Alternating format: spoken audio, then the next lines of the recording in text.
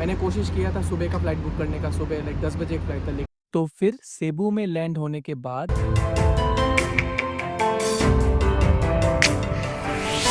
भारत से लगभग 6000 किलोमीटर की दूरी पार करके मैं जा रहा था एक ऐसे देश में जहां पर नीला पानी, हर द्वीप और हर लहर कुछ अलग ही कहानी कहती है। जहां पहुंचने के लिए ना वीजा की जरूरत है और ना ही मुश्किल इमिग्रेशन की।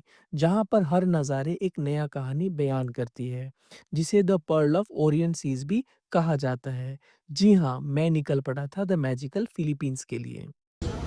तो अभी काफ़ी समय है, लाइक ऑलमोस्ट इमिग्रेशन और बाकी चीज़ें करने में ऑलमोस्ट 2 घंटे के ऊपर लग गया। मैं बहुत दिनों के बाद ब्लॉग बना रहा हूँ, पता नहीं कैसा बन रहा है, लेकिन आप लोग, उम्मीद है आप लोग ज़रूर देखें। मैं उतना प्रो तो नहीं हूँ ब्लॉग बनाने में, लेकिन आप लोग देखें तो कुछ खामियां जो भी है।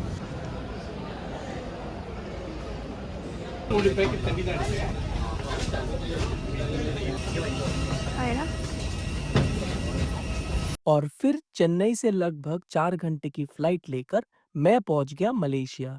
फिलीपींस पहुंचने के लिए आप आइदर वाया मलेशिया और वाया सिंगापुर आ सकते हैं। यहाँ पर मैंने प्रेफर किया था आना वाया मलेशिया, क्योंकि मलेशिया इंडियंस के लिए 1 मंथ वीज़ा फ्री है और सिंगापुर का ट्रांजिट वीज़ा कभी-कभी मुश्किल हो जाता है लेना। तो इसीलिए आप जब भी फिलीपींस का प्लान कर रहे हो तो आप वाया मलेशिया आ सकते हैं।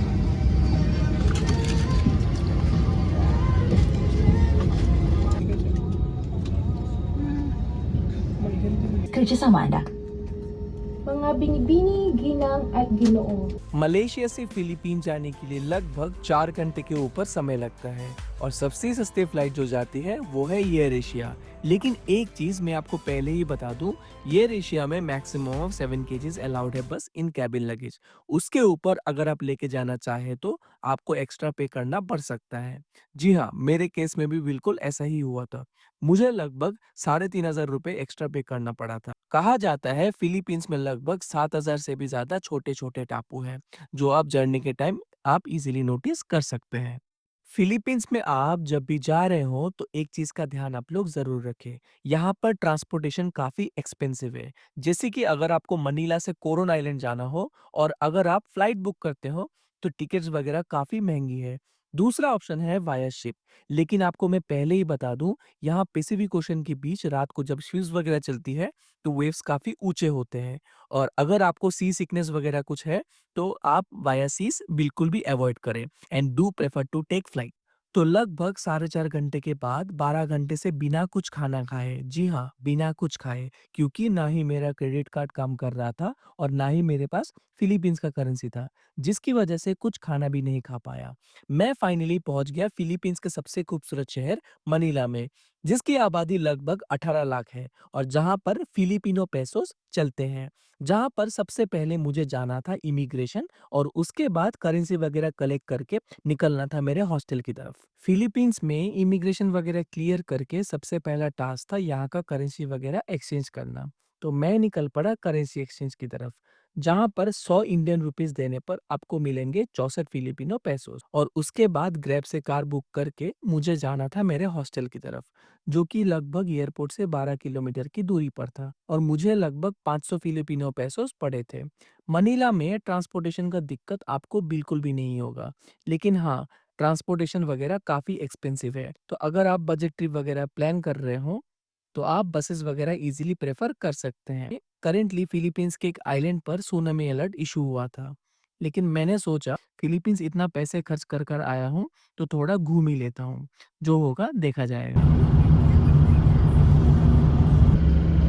I heard like there's an earthquake few days back in Philippines. Yeah, last 3 days it was the whole day it's rainy, Okay, but now it's only in the evening. it's good now. Yeah, it's a bit good now. तो अभी रात के almost like 1:30 बज रहे हैं और अभी फ़िलहाल जा रहे हैं सेबू आइलैंड की तरफ। मैंने कोशिश किया था सुबह का फ़्लाइट बुक करने का, सुबह लाइक 10 बजे एक फ़्लाइट था, लेकिन उसका फ़्लाइट का वो फ़्लाइट थोड़ा महंगा था, तो इसलिए अभी रात की 3 बजे फ़्लाइट है, तो अभी 2.5 घंटे बचे हैं। ऑलमोस्ट लाइक 2 घंटे के आसपास तो बचा हुआ है। तो फिलहाल अभी चलते हैं मनीला एयरपोर्ट टर्मिनल 2 में। अभी यहाँ से हम लोग को डोमेस्टिक फ़्लाइट लेना पड़ेगा सेबू के लिए, और उसके बाद सुबह हम लोग पहुँच जाएंगे सेबू और फिर वहाँ से जर्नी कंटिन्यू करते हैं। और हाँ, आज का अपडेट मैं अगर दे दूँ, शाम को ऑलमोस्ट लाइक दोपहर को ऑलमोस्ट लाइक 2-2:30 बजे हम लोग पहुँच गए थे फिर आने में यहाँ आप देख सकते हैं, ये ऊपर में मेरा रूम है, like almost like on the 12th floor is my room. और फिर रूम में आने के बाद ऑलमोस्ट 4-5 घंटा सोने के बाद इतना ज़्यादा टायर्ड हो गया था, मतलब आप क्या ही मैं बोलूँ। अगर आप मेरे को सेफ्टी के बारे में पूछे इन फिलीपींस, तो Philippines is completely safe to travel और आपको ट्रैवल करने में कोई भी दिक्कत नहीं होगा। आप कहीं भी, कभी भी आ जा सकते हैं इन फिलीपींस। तो अभी हम लोग मनीला के डोमेस्टिक टर्मिनल में हैं और यहाँ से जैसे कि आप देख सकते हैं, यहाँ से हम लोग जाएँगे सेबू की तरफ। मोस्ट ऑफली इमिग्रेशन वगैरह डोमेस्टिक टर्मिनल में होता नहीं है। तो फिलहाल अभी चलते हैं एंड लेट्स फाइंड आउट। जैसा कि मैंने आपको पहले भी बताया था, इंटरनल ट्रांसपोर्टेशन काफ़ी एक्सपेंसिव है फिलीपींस में। फॉर एग्जांपल जैसे कि आपको जाना है सेबू फ्रॉम कोरून, तो आप वाया फेरी भी जा सकते हैं या फिर आप फ्लाइट्स भी ले सकते हैं, वो डिपेंड करता है आपके ऊपर। फ्लाइट्स का मुझे पड़ा था 7,000 Indian rupees for just one way, जो मुझे सिर्फ 1 घंटा में पहुंचा देगी। और अगर मुझे फेरी लेना पड़ता तो मुझे पड़ता 5,500 इंडियन रुपीस। तो ज़्यादा डिफरेंस है नहीं, जैसे कि आप देख सकते हैं प्राइस में। लेकिन उसमें ये डिफरेंस है कि उसमें लगेगा 22 घंटे आपको पहुंचाने में सेबू तक, और अनफॉर्चुनेटली सिर्फ 14 दिन का ही वीज़ा था मेरे पास, तो मैंने फ्लाइट ही प्रेफर किया। मेरी किस्मत अच्छी थी कि मुझे सुबह की अर्ली मॉर्निंग फ्लाइट मिल गई थी। तो आप लोग इंडिया से जब फिलीपींस आ रहे हो, तो मनीला में ज़्यादा दिन टाइम वेस्ट ना करके आप डायरेक्टली मलेशिया से सेबू आ सकते हैं या फिर आप वाया सिंगापुर भी आ सकते हैं। आपको तो पता ही होगा, रिसेंटली फिलीपींस ने 14 दिन का फ्री वीज़ा इशू किया है फॉर इंडियंस। तो आप लोगों के लिए ये बहुत ही बढ़िया अपॉर्चुनिटी है। तो आप लोग बहुत ही संभाल कर फिलीपींस का आइटिनरी प्लान करें। नहीं तो फिलीपींस घूमना आपको काफ़ी एक्सपेंसिव पड़ सकता है।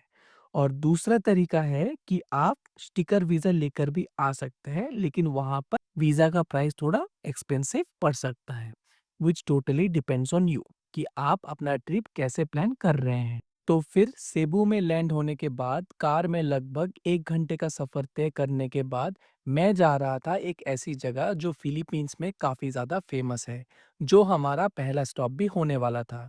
जी हाँ, मैं जा रहा था फिलीपींस का सबसे खूबसूरत विलेज मोलबोल की तरफ, जो कि adventure activities like sardine runs और कैन्योनियरिंग के लिए काफ़ी ज़्यादा फेमस है।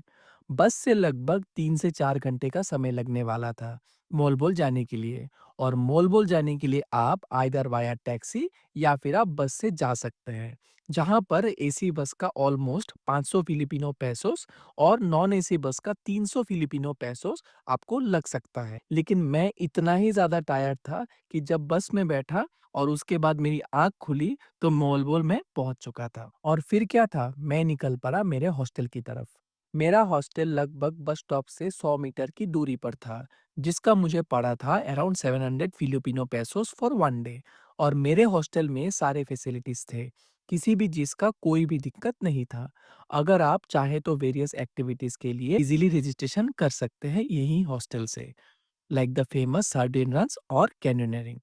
और अभी के टाइम काफ़ी ज़्यादा गर्मी था जब मैं आया था फिलीपींस में। इंडिया में जैसे ही केएफसी, मैकडॉनल्ड्स वगैरह जैसे हैं, वैसे ही मोअल बोल में 24/7 जॉलिबी है।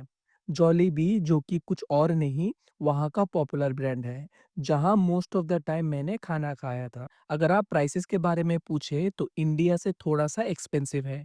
जैसे कि अगर आप एक मिनी मील खाना चाहें फिलीपींस में, तो वो आपको 500 से 600 इंडियन रुपीस पड़ेगा, और खाने में आपको बहुत सारे ऑप्शंस भी मिल जाएँगे।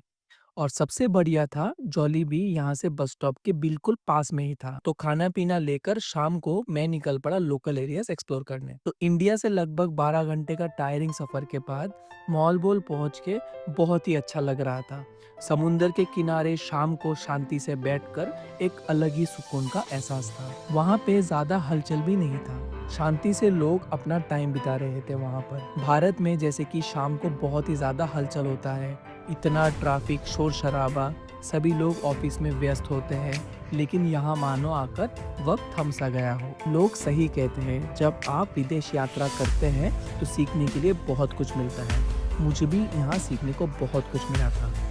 जी हाँ, ये बात हमेशा से ही सच थी और सच रहेगी। तो फिर आज के लिए इतना ही, मिलते हैं इसके अगले एपिसोड में।